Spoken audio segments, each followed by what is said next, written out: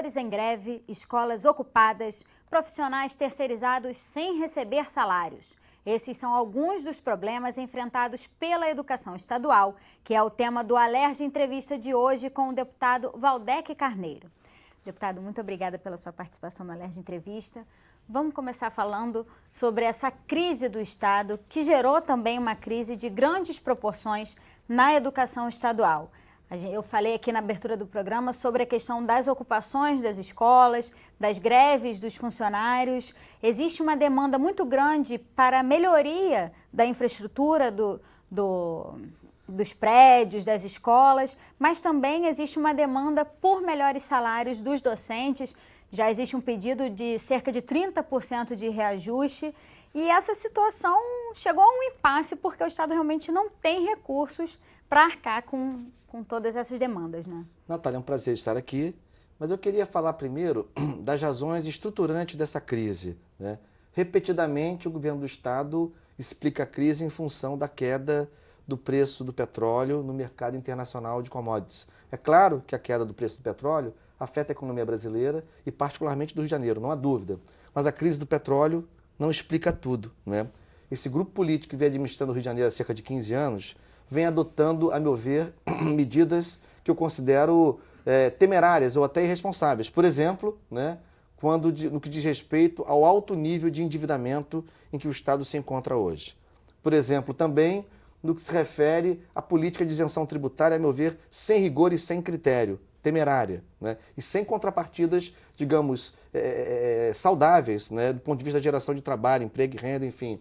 Também a relação, a meu ver, de excessiva camaradagem que o Estado mantém com as concessionárias. Vira e mexe oferecendo presentes, regalos, como recentemente no pagamento da conta de luz da Supervia junto à Light, né? Além disso, contratações altíssimas, caríssimas, de empresas terceirizadas para prestar serviços públicos. Então, assim, no conjunto da obra, não dá para explicar essa crise apenas em função do petróleo.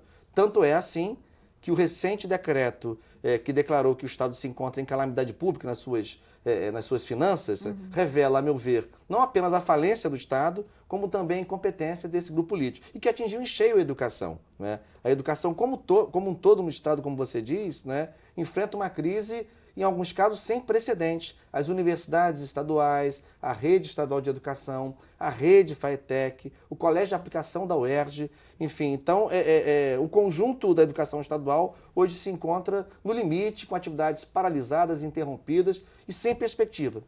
O senhor falou sobre a questão da contratação de empresas terceirizadas. A gente vê, por exemplo, a atuação das OS na área da saúde, mas também dentro das escolas.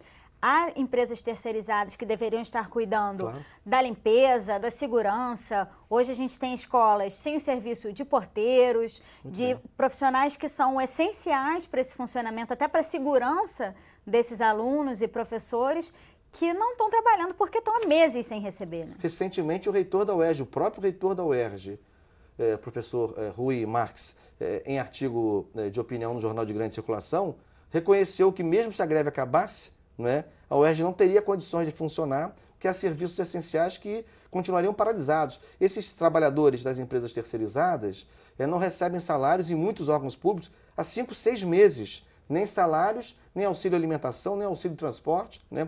Em muitos lugares... Não tem nem como chegar no trabalho. Não tem como chegar. Né? Em muitos lugares eles vivem de vaquinha, né? Cotizações feitas pelos servidores daqueles órgãos, eles mesmos, esses servidores, também depauperados, com salários atrasados, com salários parcelados. Então é um quadro dramático. O que eu quero lembrar também é que esse mesmo grupo político cantava em prosa e verso as terceirizações com uma grande solução para a gestão de vários serviços do Estado. Era uma panaceia, a terceirização chegaria para substituir o Estado, o poder público diretamente, né, atuante, que era perdulário, que era modorrento, enfim. Mas veja em que ponto nós chegamos. As terceirizações se revelam hoje um dos nós mais delicados, mais difíceis de desatar nesse quadro da crise que vive o nosso Estado. Inclusive, como o senhor falou, em relação aos decretos, já existe a expectativa de se rever todos esses contratos com os terceirizados. É verdade, é uma medida urgentíssima. Aliás, assim, o Paquiderme se movimentou muito lentamente, mas se movimentou um pouquinho. É preciso rever esses contratos, porque certamente vamos encontrar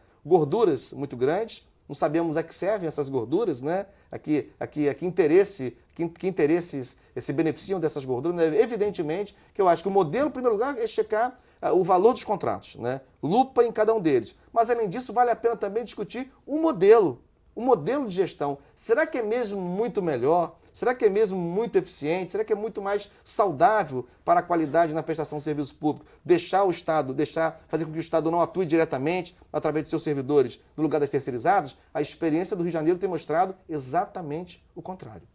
Deputado, em relação à ocupação das escolas, como é que o senhor vê esse processo, esse movimento dos alunos cobrando melhorias na infraestrutura? Realmente algumas escolas são muito carentes de uma estrutura melhor. Sim. Como é que o senhor vê, já que existe um argumento por parte do governo de que se as aulas não forem retomadas, se os professores também não retomarem as aulas, que existe um risco até de perda do ano letivo? Pois é. Eu vou trabalhar com um dado, Natália, que eu acho que você já conhece, mas talvez os nossos telespectadores não tenham ainda tido acesso a essa informação.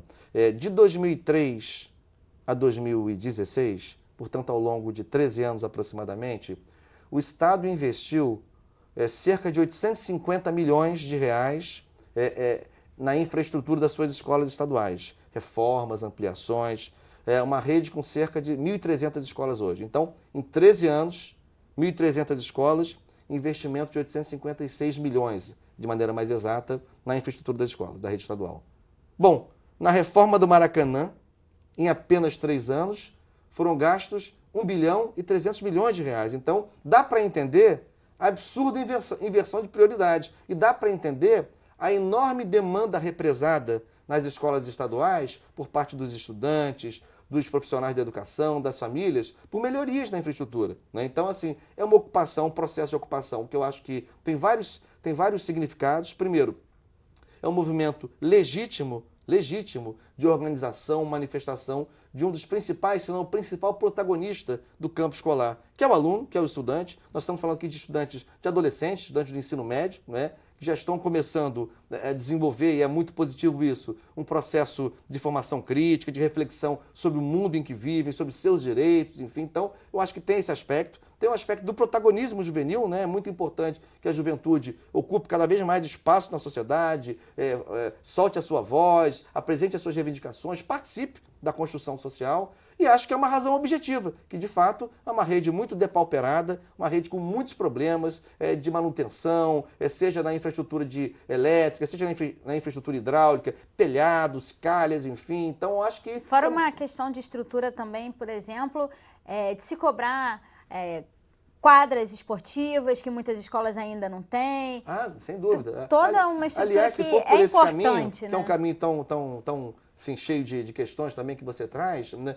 Veja o Rio de Janeiro. Em 2007, sediamos os Jogos Pan-Americanos, né? Em 2014, tivemos a Copa do Mundo no Brasil, inclusive aqui no Rio de Janeiro, uma das cidades sede. Agora, Jogos Olímpicos do Rio. E as escolas estaduais não têm quadra esportiva, né? Grande parte, ou boa parte ainda. Então, que legado é esse, né, dessas agendas, desses grandes jogos, dessas grandes agendas esportivas? Que legado, pelo menos, para os estudantes da rede estadual, né, na prática do desporto, que é um elemento muito importante na formação da pessoa, no processo de socialização, enfim. Então, eu acho que os estudantes têm muitas razões. Além disso, tem uma pauta política muito importante, que a LERJ já deu resposta para ela, é bom lembrar, que é a pauta da eleição, da escolha direta dos diretores das escolas da rede estadual. Os estudantes também se organizaram muito em função desta pauta. A LERJ votou uma lei, né? Votou rapidamente até, não sem fazer discussão, não sem debater. O governador foi instado a sancionar, que o Estado não queria. Eu tive diversas reuniões, como membro da Comissão de Educação que sou, com o ex-secretário de Educação, que categoricamente falava, né, não apenas ele, mas membro de sua equipe, que era uma situação que eles tinham que, vou usar aqui uma expressão que eu ouvi numa reunião, tinham que entubar, né? Então, quem entuba alguma coisa é quem está aceitando sem querer. Contrariado, enfim. Então, assim, do ponto de vista do papel da LERJ, acho que foi muito importante. Deputados e deputadas tiveram a sensibilidade de dar essa resposta, mas esse é um elemento. Esse é um elemento importante, mas não esgota a ampla pauta de reivindicações, não só dos estudantes que ocupam, mas também dos profissionais da educação que seguem em greve. E também, falando sobre a questão da Comissão de Educação, a comissão também debateu aqui na Alerj essa questão da infraestrutura, tratando da necessidade de um bandejão no CAP UERJ, né, no Colégio de Aplicação da UERJ. Por que isso é tão importante para esses alunos e até para a formação deles? Pois é, eu estive mais de uma vez no CAP UERJ, desde que assumi o mandato aqui na Assembleia, já estivera lá outras vezes também, porque eu sou do campo da educação, você sabe, né, atuo nessa área. O Colégio de Aplicação da UERJ é uma prova viva de como é possível desconstruir algo que é bom por meio de políticas equivocadas. O Colégio de Aplicação da UERJ é um orgulho e uma referência na educação pública, não só do Rio de Janeiro, mas de todo o Brasil. É impressionante constatar, por exemplo, esse ponto que você levanta, que os 1.100 alunos ali matriculados de educação básica, nem me refiro aos estudantes de ensino superior, porque hoje o CAP UERJ é uma instituição complexa, né? Vai até a pós-graduação, né? Mas os estudantes de educação básica são 1.100, né? Ensino fundamental, ensino médio, estudam sob o modelo, o regime de educação integral, não tem alimentação. Então, na hora do almoço, eles saem, cada um se vira como pode, né? Come ali nas redondezas, quem mora perto volta para suas casas, quem pode leva alguma coisa, enfim, se vira numa cantina, que é uma pequena cantina, enfim. Então, aliás, eu quero destacar os que saem a partir de 12 anos, que a escola autoriza sair em concordância, em conformidade com os pais, né? De acordo com os pais. Ali nas redondezas do CAP UERJ, ali é uma região de altos indicadores de violência. Então isso preocupa ainda mais. Agora, como pode um colégio com esse padrão de qualidade, com essa história, com essa tradição, se organizar para fazer a educação integral, que é uma utopia nossa da educação pública? O Brasil está muito atrasado, né? Precisamos caminhar e construir alternativa para que todo o ensino público, né, se organize sob a forma de educação integral, né? Mas assim, o CAP UERJ está lá, 1.100 alunos que não tem almoço. Né? E lembrando que tem alunos de várias camadas sociais, inclusive de camadas que não têm recursos para ficar o dia inteiro na rua e se alimentar durante todo esse período. Né? Aliás, a obra do refeitório, assim, foi uma coisa que começou, que foi paralisada, enfim, tem lá um esboço de obra iniciado para quem vai ao Colégio de Aplicação da UERJ. Então, acho que é preciso que a gente tome medidas urgentes. Agora, inclusive, na discussão da LDO, da Lei de Diretrizes Orçamentárias, eu mesmo apresentei uma emenda para ver se a gente consegue uma meta física, né, que é o caso da LDO, que cabe na LDO, ainda não é a lei orçamentária, uma meta física com vistas à construção do refeitório no Colégio de Aplicação da UERJ. Mas isso é um símbolo, né? Tem outros problemas lá de acessibilidade, tem problemas outros. Teve no ano passado vários problemas para completar o corpo docente, o efetivo docente. Foram vários meses, faltando vários professores, enfim, mas essa questão da alimentação do refeitório é simbólica numa escola de alto padrão de qualidade e com educação integral com os alunos sem ter o que comer. Deputado, vamos fazer um pequeno intervalo e a gente volta falando sobre a crise na educação no próximo bloco. É só um minutinho, a gente volta já já.